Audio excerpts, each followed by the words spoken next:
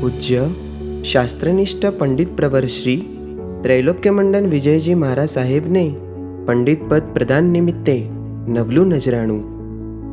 સહજ સુભગ સુરીશ્વર શ્રુત પ્રેમી સાહિત્ય રસિક આચાર્ય ભગવંત શ્રી વિજય પ્રદ્યુમ્ન સુરીશ્વરજી મહારાજ લિખિત શાસન સમ્રાટના તેજ કિરણો.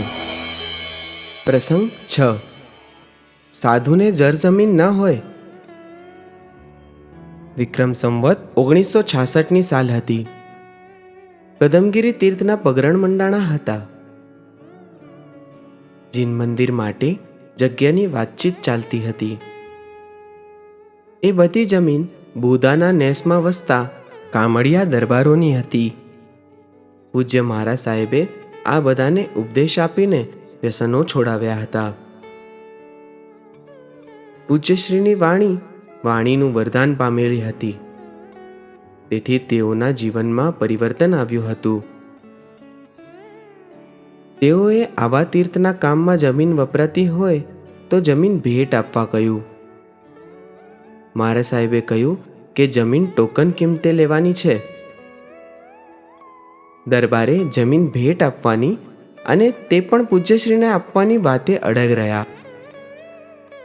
પૂજ્યશ્રીએ સમજાવ્યા, જગ્યા અમારા નામે ન લેવાય.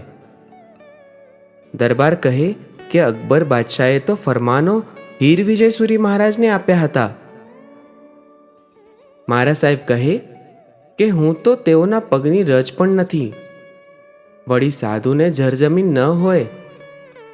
છેવટે ઉપરના 9 પ્લોટ આનંદજી કલ્યાણજી પેઢીને આપવા અને દસ્તાવેજમાં પૂજ્યશ્રીએ ઉપદેશ આપીને દરબારીને દુર્વ્યસનથી છોડાવ્યા છે આવો ઉલ્લેખ કરવાનું નક્કી થયું.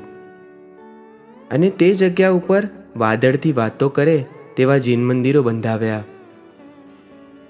જમીનની વાતે મારા સાહેબ સહજ પણ લોભાયા નહીં.